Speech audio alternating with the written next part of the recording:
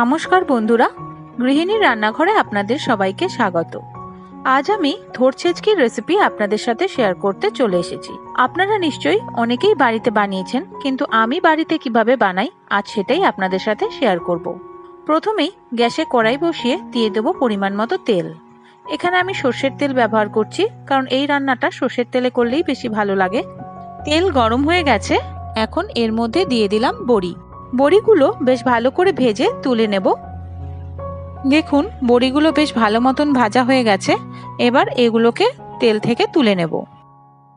এখন এই তেলের মধ্যেই দিয়ে দেব হাফ চা চামচ কালো জিরে আর একটা শুকনো লঙ্কা হাত দিয়ে ছিঁড়ে দিয়ে দেব।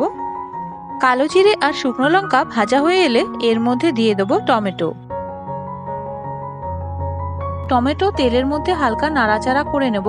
এবার এর মধ্যে দিয়ে দেব সামান্য জল আর একে একে দিয়ে দেব 1.5 চা চামচ জিরে গুঁড়ো,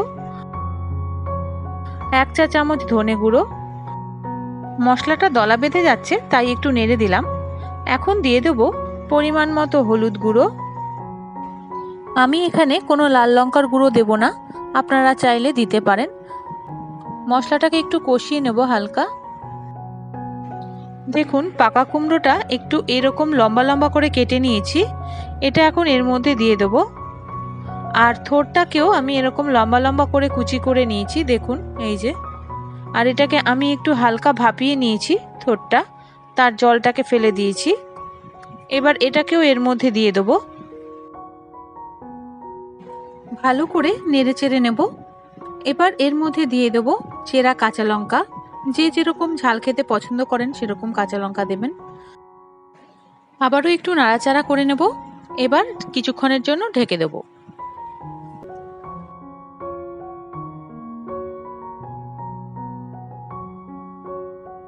কিছুক্ষণ পর ঢাকনা নামিয়ে আবার একটু নাড়াচাড়া করে নেব। দেখুন ঢাকনা দিয়ে রাখাতে কিছুটা মজেও গেছে। এবার এর মধ্যে দিয়ে দেব পরিমাণ মতো নুন আর ভালো করে নুনটা মিশিয়ে নেব।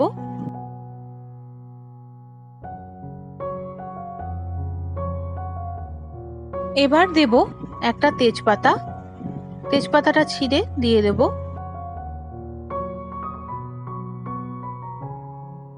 এবার হালকা একটু নাড়াচাড়া করে নিয়ে অল্প জল দিয়ে ঢেকে দেব। কিছুক্ষণ বাদে ঢাকনা নামিয়ে নেব। আমি কোনো জল দেইনি, এই ঢাকনাটার মধ্যে যে ভাপে জল জমেছিল সেটাকেই আমি এর মধ্যে দিয়ে দিলাম। এখন দেখে নেব সবগুলো সেদ্ধ হয়েছে কিনা। থোর কুমড়ো সবই সেদ্ধ হয়ে গেছে। এবার এর মধ্যে দিয়ে দেব পরিমাণ মতো চিনি। ভালো করে নেড়ে চিনিটা মিশিয়ে নেব। আপনারা চাইলে চিনি স্কিপ করতে পারেন, কিন্তু এই রকম ধরনের সবজিগুলোতে চিনিটা দিলে রান্নার স্বাদ কিন্তু অনেকটাই বেড়ে যায়। এবার দেব 1 চা চামচ লেবুর রস আর কিছুটা ধনেপাতা কুচি এখন দিয়ে দেব, আর কিছুটা ধনেপাতা কুচি আমি পরে দেব। এবার নেড়ে চেড়ে আবার 1 মিনিটের জন্য ঢেকে দেব। 1 মিনিট পর ঢাকনা নামিয়ে দিয়ে দেব বড়ি। বড়িগুলোকে আমি হাত দিয়ে একটু ভেঙে ভেঙে নিয়েছি, এর ফলে সবজির মধ্যে বড়িটা মিশে যাবে আর টেস্টটাও একটু বেশি হবে। আর বাকি ধনেপাতাটাও দিয়ে দেবো এখন। এবার আবার একটু নাড়াচাড়া করে নিয়ে গ্যাস বন্ধ করে দেব আর মিনিট খানেকের জন্য ঢেকে রেখে দেবো। সবাই ভালো থাকবেন, দেখা হচ্ছে আবার পরের ভিডিওতে। ধন্যবাদ।